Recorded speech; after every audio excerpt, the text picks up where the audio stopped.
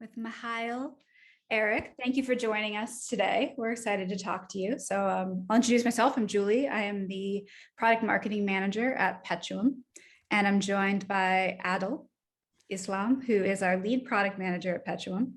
And this is our new Petuum podcast series where we talk to different practitioners of machine learning and different figures, both on our engineering team and in the community at large, about MLOps and what problems they face, what problems they've seen, and what they see as the future of MLOps. So today we have Mihail joining us. Mihail, maybe you could give us a little bit of info about your background, where you're from, what brought you to the space. Sure. Happy to start. Well, first of all, thank you guys for having me. I mean, it's super exciting to be here talking about MLOps, a field that is very near and dear to my heart. And I'll maybe if it's helpful, I'll start with kind of my background and how I got into ML, if that's helpful. Yeah, totally. Where are you from? Where are you born? I was born in Germany, Cool. so I can never be president, unfortunately. Sorry. If politics was always my fallback if machine learning didn't work out. But yeah, so I was born in Germany. A lot of my life in Los Angeles. My family moved there when I was pretty young. And but I also had a little stint, went to boarding school on the East Coast in New Hampshire, and then came to the West Coast again to study in the Bay Area. And that's where I went to undergrad and grad school. And ultimately, how I got into machine learning was during school, right? When I started studying CS formally in university. But yeah, I mean, I've kind of been in ML basically close to a decade at this point. So when I got into ML, this was around the time that, I don't know if you guys remember this, but when Andrew Ng was still at Google Brain, and they had this one big demo where they trained a big neural network on like all of YouTube and just had it like learn what it could learn. And what the neural network ended up discovering was cats, right? That was essentially what it, got very good representations, visual images of cats. So that's kind of the state of ML when I joined. So this was like pre-TensorFlow days. TensorFlow hadn't even come out. People hadn't even been talking about what that meant. But over the course of kind of my time, I studied sort of AI and machine learning as my focus. Did a lot of work in natural language processing. So spent a lot of time doing research in language understanding systems and generation systems while I was at Stanford. Worked with a lot of really, really fantastic world-class researchers, tackling a lot of questions around dialogue systems and how can we build conversational assistants that, at the time we were pursuing some of the early work in deep learning for dialogue systems. I ended up kind of, when I graduated, ended up spending a little bit of time in self-driving vehicles, another kind of hot, then was even hotter than it is now, but back in 2017, when people thought self-driving was going to happen by 2020, that was the general sentiment. Ended up spending a little bit of time in self-driving and kind of at an early stage company as an early engineer. So I went from kind of a researcher to an engineer, more kind of a kind of low-level engineer, and then ended up leaving to help start a special projects team at Amazon Alexa, where I spent about 2.5 years helping to grow this team and tackling a variety of different things in broadly dialogue systems and AI. A lot of stuff where we published a lot of papers, did a lot of research, but also pushed a lot of stuff into the Alexa product because we were tasked with really thinking about what will the future of the Alexa platform look like and how can we kind of move toward that future.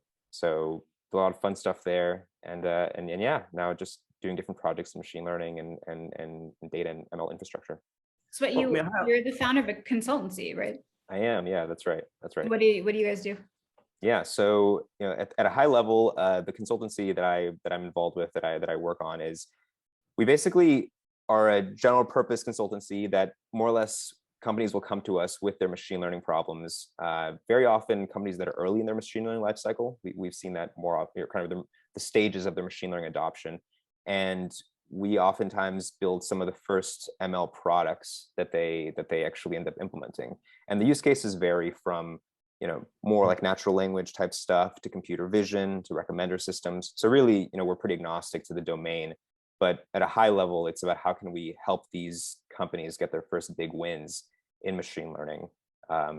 Typically leveraging some proprietary data sets they already have. And very often these businesses are really successful businesses in their own right. They just haven't yet thought about introducing their first machine learning systems. And so we come in, we start playing with their data. We start building systems and trying to deliver value on kind of their key business metrics. Pretty exciting. How long have you guys been doing that? Yeah, so it's been about a year and a half or so. Congratulations. Yeah. I have a lot of fun, a lot of different stuff. Can I ask you something? Yeah. It seems a little bit, I guess, in today's world, especially, a little bit difficult for somebody who might be working in AV to be making a switch to something like Alexa, right? I don't know if it was different when you made that switch, but I can't imagine it have been something that and most people would be thinking of doing, right?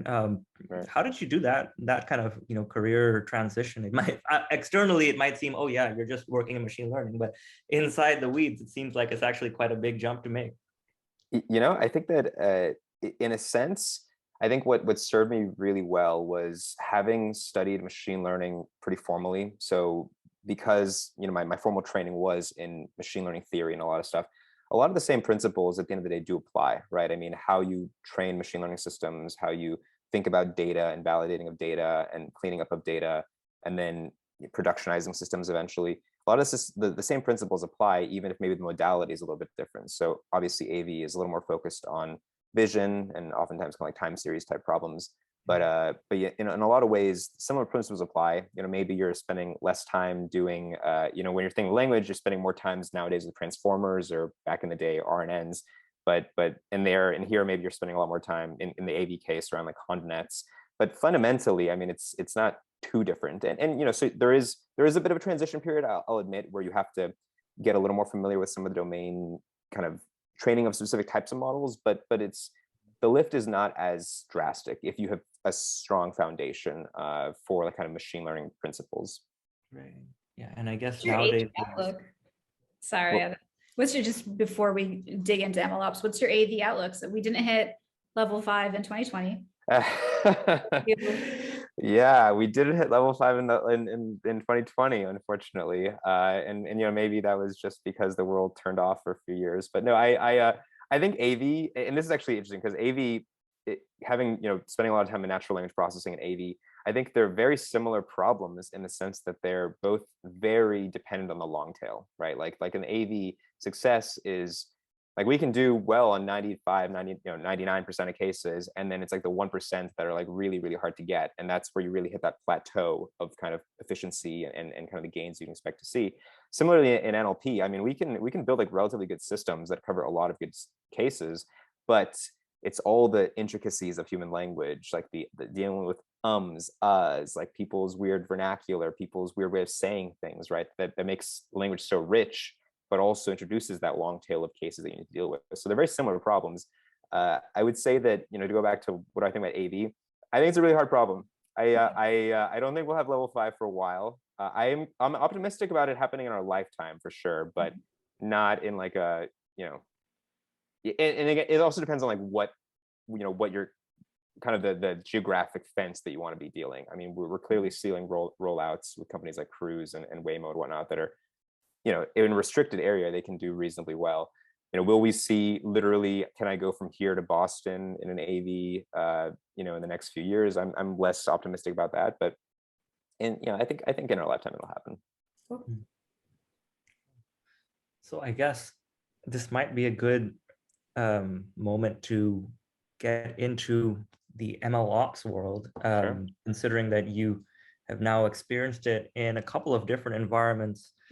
But I guess the very first question that I ask people when we start talking about MLOps is, what even is MLOps to you, right? Yeah. And I'm getting a lot of different descriptions of it from different people that I talk to, but you've written, by the way, anyone who's watching who hasn't already read Mihail's really great blog eponymous with this webinar, please do that. Yeah, what does it mean to you? Yeah, I mean, it's interesting because MLOps, and I think I touched on this a little bit even in the article, it's a very multidisciplinary field, right? So it touches on a lot of different things, and the fact that you're seeing so many different answers, I think, speaks to the fact that we're still kind of figuring out exactly what it refers to, right? There's conflicting definitions, and this is a little bit to be expected just because it's so early on that different organizations think about their MLOps deployments and activities very differently from like, A to B to C, and definitely different sizes of organizations will deal with it very differently. At a high level, I think that the stuff that MLOps touches on that I think is kind of like where it sits at this intersection is broadly kind of data science or machine learning, right? So kind of the part about building predictive models, software engineering, right? So actually like engineering of systems, and then kind of this like DevOps piece, right? Where does the ops and MLOps come from? At a high level, I think that really what MLOps is responsible for is how do we take machine learning systems and bring them into the world and have them exist in the world, right? And that sounds like a very vague description, but I think what it kind of touches on is that this idea that whereas in the past, machine learning systems, we would just train these models in Jupyter notebooks, have them live somewhere, and maybe never see the light of day.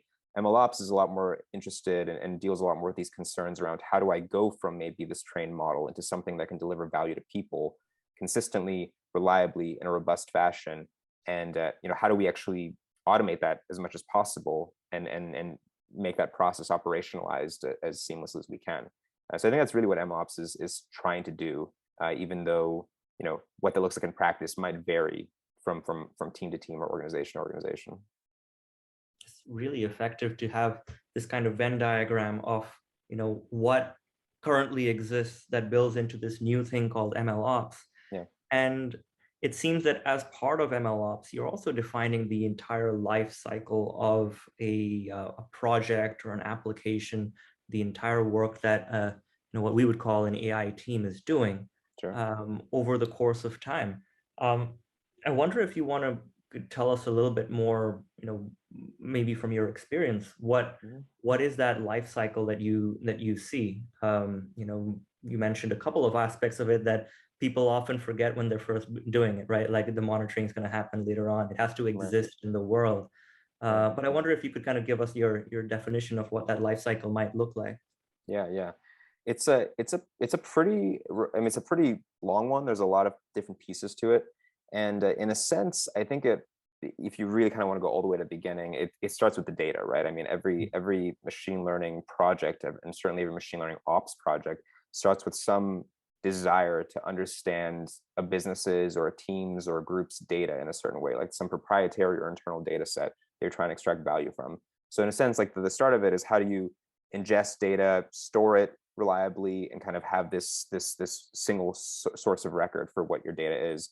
Then you start asking these questions on, okay, now I have data that is in a reasonable format, has to be cleaned, it has to be as clean as it can be. How do I then start building predictive models on top of that?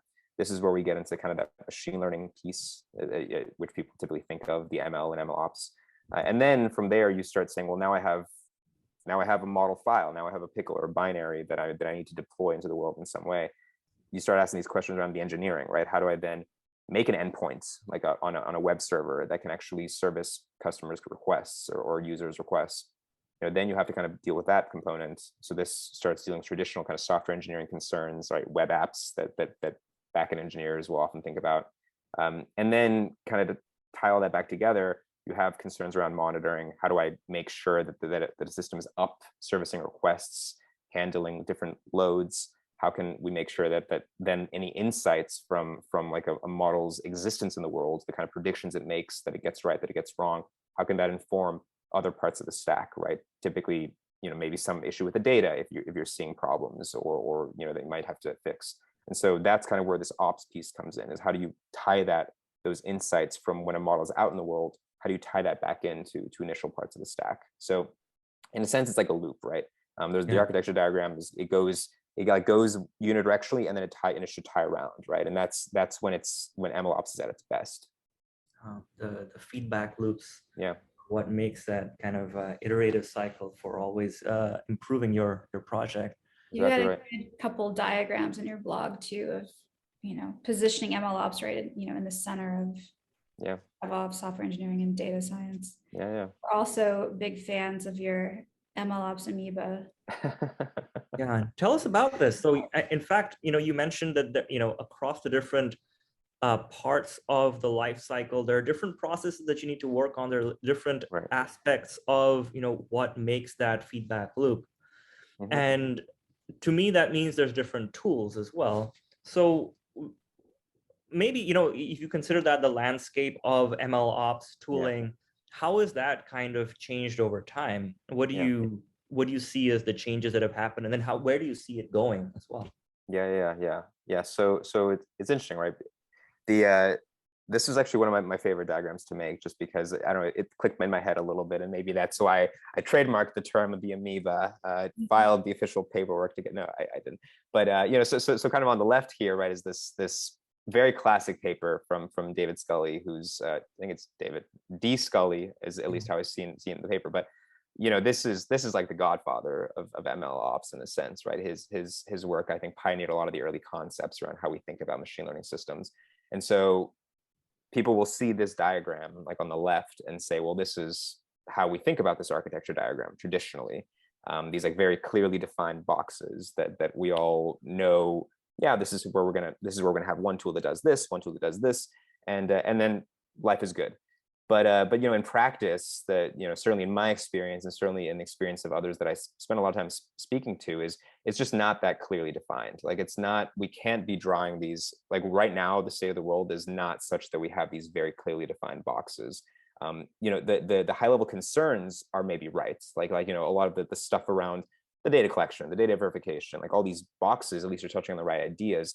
But the tooling is kind of the nature of the landscape is that we are seeing a lot of like different parts of the stack encroaching on different other parts of the stack, right? Like there's one tool that is kind of by design maybe started out by only handling one concern, but is then trying to start and do, well, if we're doing the data ingestion already, then we can also do some of the data verification. Why not? I mean, it's not that far off, right? So why don't we do a little bit of that? And then, well, if we're doing some of the data configuration or the data verification, then maybe we can also do, some kind of monitoring on top of the data. And so you kind of see the lines become less clear. And that's where this idea of, in my head of like kind of this amorphous amoeba that's kind of slowly changing over time until it eventually hopefully settles in the coming years, really crystallize a little bit of how I think that the landscape looks right now.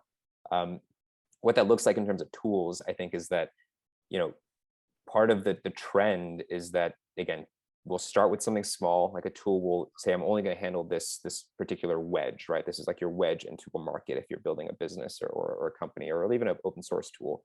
But inevitably, sometimes in the case of businesses, because they need to justify valuations, we need to go end to end. We need to like actually start building out more of the stack and own more of the life cycle. And then that's when you'll start seeing this encroachment into other parts of the stack. I wonder about that encroachment, if that kind of like domain creep that goes on, do you think that's a market phenomenon, or do you think that's something that naturally arises with like a consolidation of, what would become a platform maybe? That's a really interesting question. I think it's a market phenomenon versus, so I think that it's interesting, right? Because on the one hand, when you look at kind of like DevOps as a general pattern, if you're going to do some pattern recognition and compare it to what happened before, the trend for developers a lot of the times is that we do like flexibility, but in the limit, like if you can deal with more concerns for us, like eventually we will, we're also kind of lazy. like developers tend to be kind of lazy. They like to have more things handled for us. And sometimes we'll give up some of that flexibility if there's less things that we have to think about. And I mean lazy in kind of like a, very benevolent way, not in like a, we like to spend time very focused on one thing and not have to worry about other things. And so, I think that the consolidation is inevitable because that's how developers like to think about things. I mean, they like eventually the tools evolve so that we have to spend less time thinking about things. I mean, if you think about the early days of, like even Linux, right, where you have complete control over things, but then I want an Amy, I want like a Ubuntu, like my Ubuntu that will just come out of the box as complete as possible with all the features I need. That's fine. People have accepted that's the reality. The consolidation does tend to happen.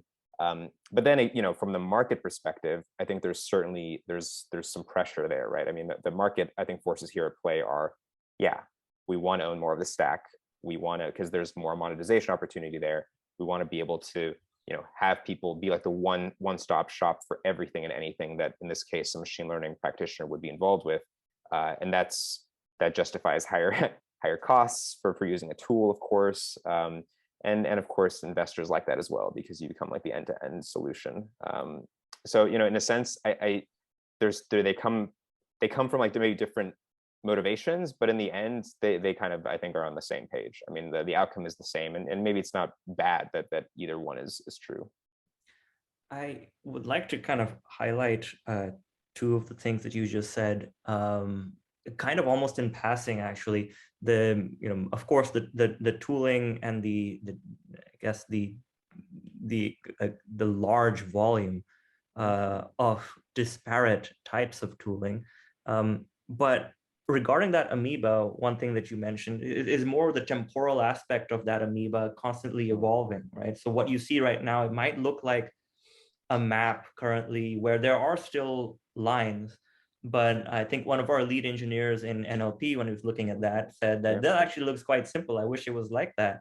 But what's missing is that every couple of months, perhaps, that shape has formed again. There's been some mitosis in some places, and a new thing has come up. Like, for instance, when Scully wrote that paper, feature stores weren't a really common thing, and now most people are going to consider, oh, there's a little amoeba in there called a feature store as well, right?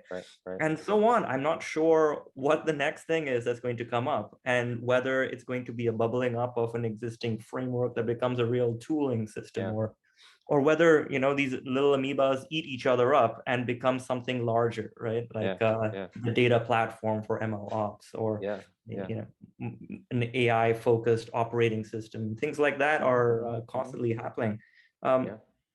So one part is this temporal change, and I'd love to know what you think about where that goes from now. And the other part is the diversity and the vast diversity of tooling and where that goes. And I guess maybe these are both the same question, which is, do you, and I think Julie was actually going towards this as well, is, do you feel like there's really the ideal golden path for MLOps involves people finding the one system that is going to be their amoeba that they're going to stick with, and as the needs change, that one system, that one size fits all platform is going to provide them everything they need in a kind of an enterprise software way?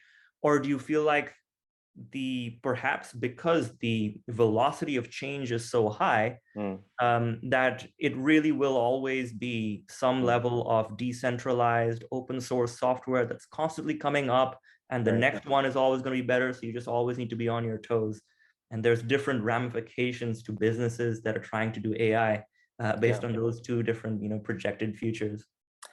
That's a really, really fascinating way to think about that. And the answer is a little bit both. I mean, I think that there's when I think about machine learning practitioners, right, people that build systems, very often you have like sort of OGs, like people that have been in the field like a really, really long time and have become indoctrinated, maybe not indoctrinated, but like they've adopted a set of tools that are early on, right? That like before a lot of this stuff came out.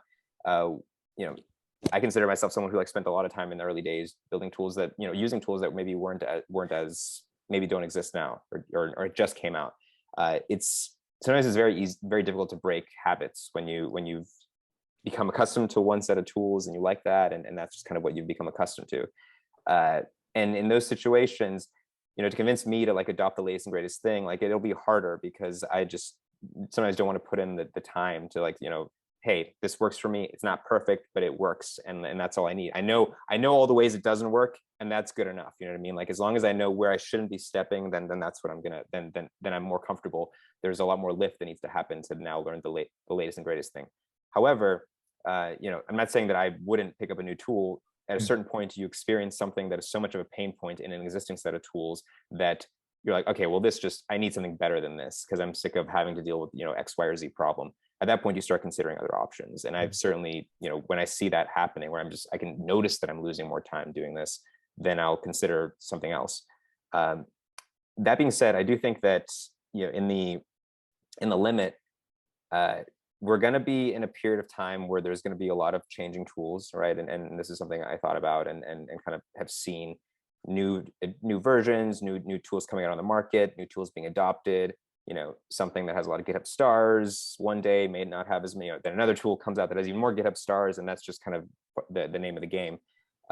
In the limit, though, I do think things will settle down. I think that if there's a good argument to be made that some sort of end-to-end solution will, maybe not one, but like a handful of them will kind of fizzle up to the top and be the de facto way that certainly any newcomer to the field that is taught how to build a system in that tool will just know that, right? Because that's what they were taught in, right? So like, whereas I maybe learned a different set of tools earlier on because I came into this years ago, someone who's starting in MLOps today will maybe only know SageMaker, to use AWS as an example. They will only know SageMaker, and therefore they'll learn the SageMaker tool, and then that'll be the way they train machine learning systems. And then anything, as SageMaker is improving, they're just going to learn a new SageMaker tool, right? They're going to learn a new piece of that puzzle. I think there's a fair argument to be made here that you'll have a few of these kind of end-to-end tools, and people will be taught how to use those tools, and those tools will be good enough at basically everything that you won't complain too much in using them. And that's that, whether or not that's good or bad, I think it's reasonable. It's a reasonable way that we see this playing out. So Julie, I'm sure you're going in this direction, so I'll let you finish the question, but I want to frame it in a slightly more selfish way first, which is, okay, so suppose there is a end-to-end platform that perhaps is not like SageMaker, that is more open, that allows you to actually easily integrate other tools, right? So not the one size fits all, not everything you want in a box, but like a marketplace for different tools that you could more easily kind of find education on those tools, but also integrate them into your system, have a community aspect to it. Let's suppose there is this kind of a system that exists. Maybe it's made by Petuum, by the way. But let's suppose that system does exist. You are still kind of envisioning a kind of the MLOps stack at the end of the day. But there will be a MLOps stack, and I don't believe there is one right now, as much as I ask people about it. So I guess, Julie, I'll let you finish the question. Actually, I don't know if we have the same question, but I do want to talk about what's in the MLOps stack, like how big this toolkit really is. So I had a great call with a Gartner analyst recently, and I asked him, he told me that there are about a dozen different tools necessary to currently build out an MLOps stack. How do you see it? How many tools do you think are required individually? Well, if you consider like a SageMaker, then that would be like the one tool, right? But SageMaker has a lot of different components, so I wouldn't necessarily, that would be like a cop-out answer. Like a toolbox, rather than like a toolbox. How many different things are like a toolbox. I mean, I think in my kind of article, I had these like very scary looking diagrams, and I think part of the reason why they're scary is because they're not just the bare minimum, like the the minimum kind of feature set that you need. Here's all the different options for each of those feature sets. Whether or not it's 12, I can't remember off the top of my head, but certainly like more than 5 or 6 for sure. That you kind of have to piece together. Definitely more than 5 or 6. I don't know if it's like 12 exactly, but I do think there's like a lot of stuff that's happening there, right? I mean, I liken it. I do like to think of the analogy to like web dev, where I'm not like a native web developer, but I spent time learning like web development, and similar things are happening with modern web development, where there's just like so many different pieces to getting a simple web app up. And I think the same applies here, because you have so many things you have to do around. How do you ingest the data? Where do you store the data? How do you version the data? How do you then, what's your modeling toolkit? Like, how do you configure, maybe you'll have like separate things for configuration. How do you then like go and spin that off? And like, what are you using to actually do your serving? Like, are you using a Kubernetes type thing, or you have a separate tool to do that? How do you do your monitoring? How do you then, feed? How do you version? Where do you store your models? I mean, there's all these like little pieces that kind of do add up. And so I guess the short answer is I do think there's quite a few pieces here. And yeah, so I guess there's a lot of pieces. So the scary graphic that you're talking about, let's see, is it Matt Tuck's thing? Yeah, so I think that his is even more scary than the one above that. But yeah, his I think is like a good. I feel bad for the analyst that had to, the kind of the associate at this fund that had to put that together or whatever. But yeah, but this includes like the application layers too, right? There's exactly right. So I think that there where this isn't like a one-to-one comparison to the thing above that, which I think is a more accurate representation of just MLOps. Yeah. The stuff at the bottom includes, I think, like actual like verticalized AI companies that are just solving Conv AI or vision tasks or something. So I think this is like a more representative depiction of what is there. And again, this is scary, but I think part of it is also because when you look at any of these boxes, pick from the buffet of things that you want to actually deal with. But yeah, I mean, broadly, you can think about each of these boxes as like a separate thing you may want to have. That being said, I think that to build a minimum, kind of viable machine learning system, I don't think you have to deal with every single one of these. Like, for example, feature stores, I think was mentioned as this thing that exists now that maybe wasn't even thought of in the original Scully notion of an architecture diagram. Like I discovered feature stores about like a year and a half, 2 years ago, roughly. And when the time that they came out, I was like, what? Why do you need this? Like what I had, I'd been building systems for so long and I had never once thought that this is like something that I strictly need. Then eventually over time, you see some people are like, okay, I can understand how in a different set of circumstances this might be useful. But for the longest period of time, it didn't seem like a strictly necessary component to me. And in fact, I probably wouldn't even suggest it for someone that's just, when I'm helping companies get their first kind of models into place. I'm not suggesting a feature store from the get-go. Like a feature store happens when you want more scalability, when you want more like when the latency is super important to you. But if you're just trying to get a model out the door, you don't need a feature store. In the same way, I think monitoring is super important, but maybe not for a V1. So in a sense, there's a lot of tools, but the order in which they should be adopted isn't even like an all at once. Like you can do them kind of piecemeal, depending on what you need at a certain stage of your model progression, of your machine learning progression. So this is actually a really important point here. There is in fact a MLOps stack, but it's only the one that's right for you at that time in particular. Yep. And maybe sometime in the future there's going to be this, like, the general, this is the MLOps stack I should use. Maybe it becomes like, Microsoft Office, where we know the general tools that people are using in the business. But right now it's like, yeah, you don't need the feature store perhaps, but do you need a production ready deployment manager system? Do you need a model versioning system? And of course, if you're building the first model, do you even need a model versioning system? So it'll really depend where you are. Absolutely. So that brings up another interesting question to me, which is you need to be prepared for scale then. Or you need to be prepared for your ideal stack to be different a certain amount of time in the future. One thing that I think learned the hard way is that future can come suddenly and in a rush. When it does, then suddenly you're in a bad position where the next customer is just not going to be able to work with you, right? Or you're going to have ridiculous cost overruns because you're so dependent on these, like, GPU EMR instances or something like that. So do you have advice on that kind of that general frame? And I believe you must, because it seems that your consulting work must come up against this exact issue. It's an incredibly difficult question. I think that if you have an answer to that, you've solved not only like machine learning systems, I think you've solved a lot of like software engineering problems, to be perfectly honest, because this is like the exact same thing that companies have run into that aren't even in the machine learning space, right? I mean, I was literally speaking to a friend of mine who was at Facebook in the early days, and he mentioned that Instagram was obviously like a huge source of revenue for the company, but for like a long period of time, literally all their work was just trying to keep fires from keep them out, basically keep the lights on to handle the huge influx of demand they had.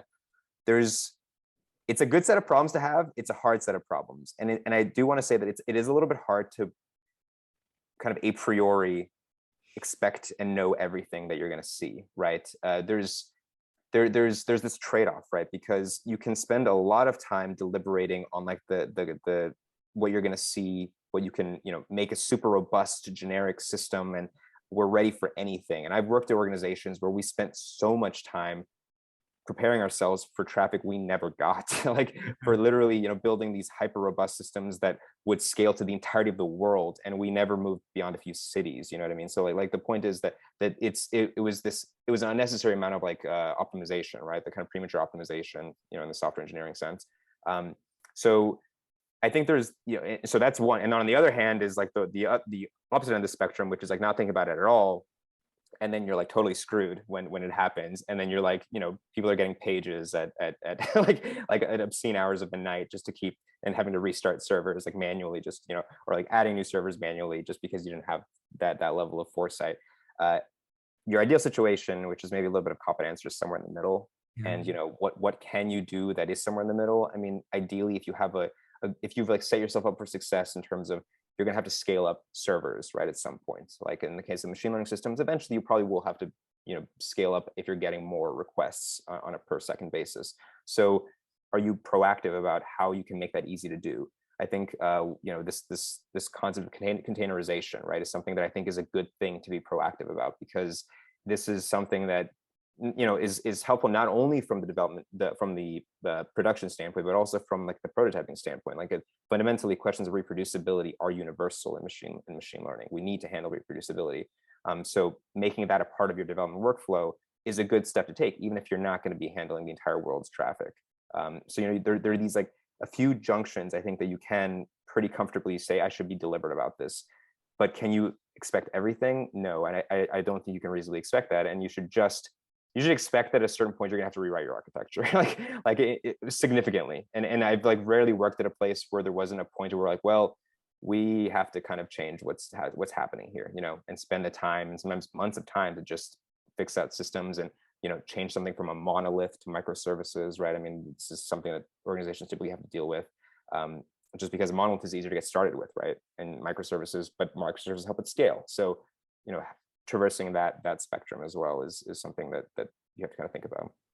Yeah, if I can maybe put forth an odd concept to you there, then is that the development of ML workflows over time and keeping track of the need for different tools, different works, different jobs to be done at different levels of scale. If scale perhaps is your temporal axis, right, then you have a set of workflows that are going to come into your realm of must do and migrate away from the would be nice to optimize for, and they can come suddenly.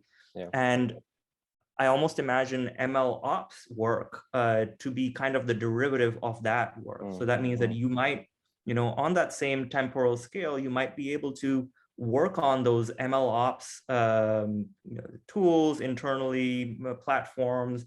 You might be able to work on all of those different aspects of MLOps, such as you mentioned, servers will need to be scaled up.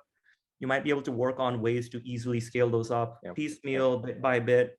But it does require, it seems you and I are thinking along the same lines, it does require this kind of infrastructure orchestration mentality. It requires you to think about containers, it requires you to think about Kubernetes and such. So I don't know if that's something that you actually want to talk about, right? Like Kubernetes is not something that the average ML engineer or data scientist wants to worry about. Average data scientist doesn't want to even worry about the deployment, in job orchestration. But it seems like that's the thing that people will need to sooner or later grapple with. What are your thoughts on this?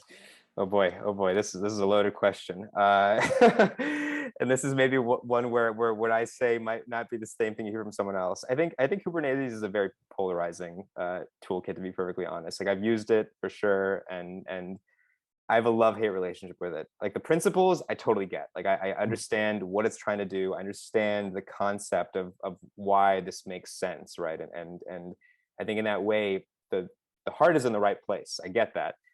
However, in practice, it's a really hard system to use. It's a brutal. I mean, as Kubernetes, at the most low level, that's the kind of the base, right? But then you have all these, in the case of machine learning, you have all these like layers on top of that, right? Like Kubeflow, right? Which people often use, and kind of Kube K8s based pipelines and things like that. It gets even harder, right? So you get these like this kind of like the Russian doll sort of like effect of abstraction upon abstraction upon abstraction that makes it even harder to work with the system that was already pretty complex to begin with. So, I've used it, and I think probably would still use it in the in the ideal set of circumstances, or maybe not in the ideal set of circumstances, but like if I have to, I have to use it. But I do think it's a really, I hope this is not the end state for at least that particular part of the orchestration and the scaling up of resources. I've even I even like tweeted about this once, and it was just like, why are like literally just like, here's the diagram of what you need to know to like set up Kubeflow. It's like, I cannot believe this is something you could ever reasonably expect a data scientist to deal with. And sadly, we're there right now, but this is where I hope that we're in the early innings of something that is going to come out and be better. And I hope what comes out that is better is not just a wrapper around Kubernetes, because there's like tools that seek to do that as well, right? I'm sorry, I don't know if you guys are building a tool like that, but so I'm maybe I was the wrong person to bring on the podcast, but no, totally. In fact, you brought up the platform. What we're doing is a little bit more, I guess, more abstract-y, because Helm, you might be familiar with, is another abstraction layer. Of course, yep. Like the pip install for Kubernetes, and what one thing that we're doing as part of this mission to allow people to have this kind of marketplace feeling for all of the different tools they want is to abstract even the Helm part. So you might think it's like multiple layers of wrappers around it, around Kubernetes, and the rationale being that the data scientist shouldn't have to know anything about it for the time being. And this is the crazy thing. Kubernetes, when it was first coming out, didn't seem like it was going to well, Docker even for that matter, right? Didn't seem like, and by the way, I come from the infrastructure world where Dell and all of that, so we were and VMware. So it didn't seem like it was going to be a big game changer immediately, but it does happen. Maybe there's something lurking around, right? What we're trying to do is similar in that sense. Can a data scientist get away without knowing anything about Kubernetes? And I don't know, it seems like we're getting traction. Would love to have you test this thing out and give us your viewpoint on it. Totally. But Julie, I think that one thing you wanted to ask about, which is very associated with this, is regarding the team itself, because now we are in this state where a data scientist can't do this work, and so you need a person called an ML engineer, you need a person called maybe an MLOps engineer. Sometimes you just need a person who calls themselves a DevOps engineer, or somebody who considers themselves an HPC or infrastructure admin. And all of these people end up becoming part of this, another amorphous team called the AI team or ML team. Yeah, Julie, do you have more thoughts? Well, I think one part of your article that I really liked was on this topic of abstraction and scaling in the future, and how we were going to be able to get enterprises that weren't, really deeply ML led to have the abilities to actually, adopt some of these products. I guess my question there, you mentioned, how can these teams that don't have a lot of ML engineers on them, in the future be able to utilize these techniques? Who do you see as the core members of call it the AI team right now in organizations that aren't, really based on AI? Sorry, so who are not the members that don't handle AI, or that you think that they're on the AI, that they're not machine learning engineers? We have data scientists. Who else do you think is a member of the team that would benefit from tools that were more abstracted? So definitely data scientists. I mean, I think there's something to be said about like even data analysts getting to the point where they can build predictive models. And I know there's certain companies that are working on trying to enable, so data analysts being, in a sense, like even maybe less technically savvy people than even data scientists, right? People who primarily work with SQL, right? And as their primary language of choice. And so you can imagine even workflows, really kind of nice abstractions where you could build entire models just in SQL. And because a lot of data analysts will do sort of qualitative analytical understanding of data, but can we go one step further to do machine learning? This is where you enter the predictive realm, right? So how do you actually get them to not only say, here's what happened, but here's what we predict will also happen, right? And so that, I think, would be a really cool thing to see happen. I think that, so that's definitely one use case. in the, I think, you know, some companies are definitely thinking about this and where they would like to see this. I talk a little bit about this notion of like Webflow for ML, right? Yeah. Where you can actually like introduce, you know, kind of what Webflow, and in a sense, Webflow is not the first version of this kind of idea, right? The Wix and the Squarespace and whatnot, predecessors to the same idea, that how can you make it so that anybody can make a website, right? And that's this problem they sought to solve and are solving, which I think is super powerful. I think something similar could happen in machine learning, where, you know, ideally anyone can build a machine learning model given the right abstractions, given the right toolkit. Taking one step back though from there, you know, if we can, within an organization, if we can get to the point where like a PM could comfortably build a model, you know, someone who's maybe technically savvy, but, you know, maybe not a salt of the earth developer, that would also be ideal, right? If we can give them, if that's an interactive visual interface where they can just like move around boxes. I mean, these are all pipelines, right? This is like, here's your data, here's your model, here's a prediction. You know what I mean? If you can just kind of piece these together in some sort of visual interface, that I think would also be super powerful, because and in a sense that'd be incredible, because the PMs are also the ones that have the deepest understanding of customer pain points and like user pain points. So they like have the right intuition, but maybe don't have the tools to kind of act on that intuition. You can enable them to also have the tools to act on their intuition. They have to spend less time bugging developers to then go and build the thing that they have the intuition for, right? So that might be a way to circumvent that entire process. So, you know, just a few entry points where I think, given the right sort of abstractions, it'd be cool to see how that could play out. A chain of responsibilities. I think you've really extended the chain down the demand side, right? I might say, right? Which is the demand side being like what you need to build, go one step further, all the way down to the PM, right? How about on the supply side as well, which is essentially you are working not in a vacuum, but rather there's somebody that's providing you, for instance, the tools, the infrastructure, there's the cloud provider as well. Do you see people in those areas also starting to participate as part of the team? And then, of course, the one thing that I always think about is how much of the burden of those individuals shouldn't actually be a burden on them, but should be more self-service for the different people above them on the demand pull side of the production of projects. So here you're referring primarily to people that maybe handle more with like the low level infrastructure. You said like cloud service providers and things like that. Right, even those, yeah, right.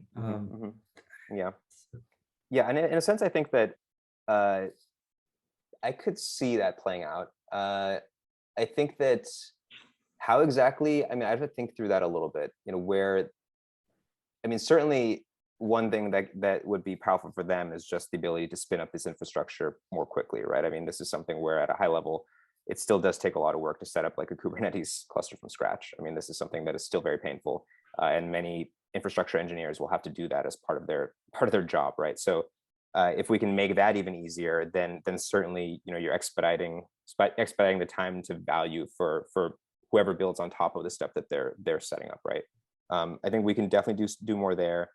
Again, here I am going after Kubernetes as if this is like the bane of all my existence. Right. But yeah, I mean, I think that, you know, at a high level infrastructure that we can be made easier to set up, and self-serve, I think, is a fantastic idea. Honestly, I think that I'm a big fan of self-serve if abstractions are defined correctly. If they're defined poorly, then that's doubly painful, because then you have something that doesn't work and you don't know why it doesn't work, but you have all this extra layer on top of it that makes it harder to get to the root of the problem. So well-defined abstractions, self-serve can be beautiful. It can be like a godsend, I think. But again, it requires really deliberately thinking about them. So do you see Kubernetes the road to scale and perhaps the obstacle as well at the same time? You know, scale was really buzzy in the last couple of weeks when these, you know, really cool LLMs came out, and, you know, AGI is happening tomorrow. Now all we have to do is scale. But I don't know that the lay public realizes how difficult that is, you know, and how what the obstacles are for an enterprise to scale just across the enterprise. And then, you know, what do you see as those obstacles? And I mean, I think that's a great, it's interesting. I mean, whenever OpenAI comes up with like a new, you know, cool demo and whatnot, it's always Twitter explodes, and then you know, when things settle down a little bit, you're like, okay, well, this is super fascinating for sure, and I think it's powerful, no doubt. I mean, I would never discredit the cool, nothing else, the coolness of the demos. I mean, I love playing around with these things. That being said, like me as a practitioner, when I like read the like original GPT-3 paper, I was a lot more impressed by the engineering parts of it than by like the machine learning part of it. I was like, oh, this is an incredibly difficult system to build. Like I have built systems at scale, where I didn't do, they were using like hundreds of GPUs, if not even more than that. And I'd gotten to the point where I was doing around like 64, maybe 128 GPUs on like a good day, across like a terabyte plus of data. That was hard to set up. That was really, really hard to set up. Distributed systems are wonderful, but they're really, really hard. It's like the problem is on a single machine times n, because that's what you're doing, in a sense. So I read this like really long paper, and I was like, oh, this is just such a hard thing to set up.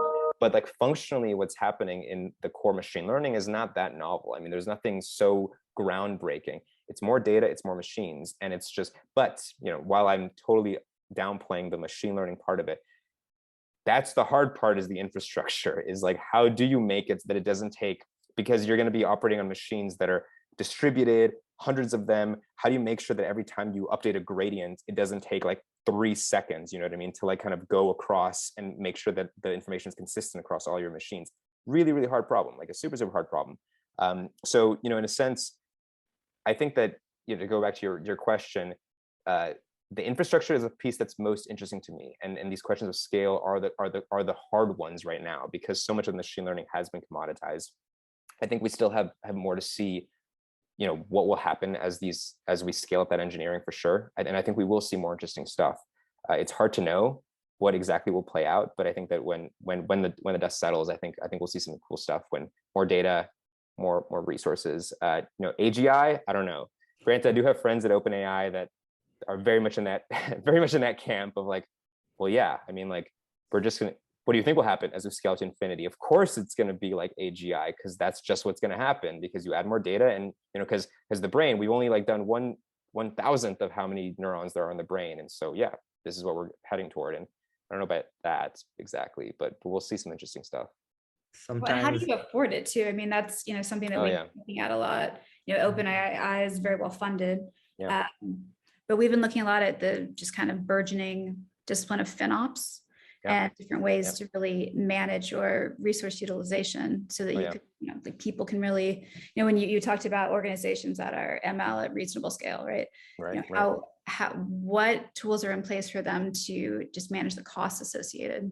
Oh yeah. I mean, very, very, very little, I think, at this point. I mean, I've spoken to and worked with organizations where even like accelerated compute resources like GPUs are something they have to get strong stakeholders to vouch for them, right? It's hard to convince someone for like a single GPU, right? And you're like, wow, how can you do anything in machine learning if you can't get a single GPU? It'll take you forever to train anything. But this is the reality of things, right? Like when we talk about these ML at reasonable scale, their reality is that they don't have the people to work on this, and they have difficulty justifying the cost of the GPU, as well as like a few hundred labels on Amazon Mechanical Turk, you know what I mean? Like we're doing that, right? This is the problems that they actually struggle with. And part of it is just, maybe very often what I've seen is they maybe once upon a time had one machine learning effort that didn't go super well. And so then some big wig at the company was like, well, this doesn't work. Clearly all this machine learning crap, it's just hype. So we're not going to do this anymore. And then it becomes hard. Like it becomes hard to change this like attitude around what's, what they're willing to accept and try again. Like I think a lot of times they don't have the experimental mindset of like younger, more machine learning forward organizations. But yeah, I mean, I think that in a sense, it's hard. It's a hard problem. I mean, there's not really a good solution here. I think you can. I think it's good that you're spending the time investing in like looking at how do you lower the costs of this for these organizations. I think that's something they will be very mindful of because cost considerations are top of mind many times. And and what might end up happening in practice, in one reality here, is that you do just get hyper consolidation of like these few little organizations that are the main providers of these models, right? Because they're the only ones that put in the millions of dollars to train the system once. That literally that might happen. Like that, this is actually one very conceivable outcome. Even now there's startups that are coming out that are raising literally like seed companies that are raising like upwards of $65 million because they need $40 million just to train their first system, because that's what they're trying to do, right? It's crazy stuff. And there's retraining as well. Yeah. It's like it will not end, right? It's not a one and done thing. So that $45 million is going to continue to grow over time. But look, you laid out what I think are, and this seems to be that we agree on this idea that there are these dual constraints that are going to prevent this kind of vision that I think you also have of like an optimistic world where people are able to very easily get their AI projects done. That's also the tagline for Petuum, AI for all, meaning everyone, even the lowly PM should be able to get a product that is a machine learning product for themselves, right? And those two constraints that you've described seem to be A, people, and B, the capital, right? The resources. So happens that's the Cobb-Douglas function for all of economic output. It just so happens that it is the dual constraints for machine learning as well. The people part, we talked about a little bit, the diverse members of the team. And I think everyone has, over the last few months, if you've been trying to hire a machine learning engineer, trying to hire people that can do these tasks, you're finding out it's difficult. So maybe it's the education that isn't there yet. Maybe our institutions haven't been training people enough. We really hope that people start to kind of investigate those, those avenues, even while they're in college. But absolutely, about the resources side, I feel like there might be hope there, right? Because right now we have a chip shortage. People are going to start investing more, but then, companies like us are also investing a lot in just how do you make the most of your infrastructure? How can you get distributed infrastructure to be working at scale and cheaply and without any, without all the hiccups that go along with that? Absolutely. So last minute, Mihail, and thank you so much for joining us today. It's been fascinating. I just wanted to, give you a second to tell us about what trends you're excited about that you see coming down the pike in the next 5-10 years for ML. Yeah. I mean, a lot. At a high level, I subscribe to the Petuum mantra of AI for all. I do think that spending, one of the good things about running a consultancy, you spend a lot of time where people come to you from all kind of different walks of life from an enterprise perspective, and you just hear about really interesting ways that people are using machine learning. And I think that we've only started to scratch the surface of what is possible here. And I think that the beautiful thing is you have people that are domain experts, right, that have a different set of skills and different backgrounds, music or language or whatever. And they come and they're like, well, I can do something with this as well. And because I understand the domain, I can do something with this. If I learn maybe just a little bit of education, right? Like how can I actually build? How can I use GPT-3 for my use case? How can I build a machine learning model for the thing that I'm interested in? And that's beautiful. I mean, that when that kind of plays out, we're going to see machine learning. In my notion of AGI, it's not AGI in the sense of literally 2001: A Space Odyssey, but kind of my vision of what AI will be is literally it's going to be in every single part of our day to day. We won't know about it all the time, right? It'll be kind of seamless. It'll be sort of baked into all these things. But there's just so many places where I think it can play a meaningful role in improving people's productivity, their efficiency, their creativity. I mean, all these things. And I think that's, and it doesn't have to be something that is like 2001: Space Odyssey. It doesn't have to be this hyper intelligent singularity is near kind of thing. It can just be something that is it'll just make you 20% faster at what you're doing. And I think that's enough, right? Imagine 20% of time given back to someone. That's precious time, right?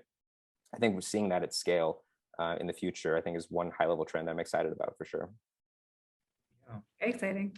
Well, thank you so much for joining us, and thank you everyone in the audience for attending. We'll share this on YouTube as well for everyone that didn't get a chance to be with us synchronously, but really appreciated your time. Thank you, Julie. Thank you, Adil. Really appreciate it. Great speaking with you, Mihail. All right. Be in touch. Talk soon. Bye.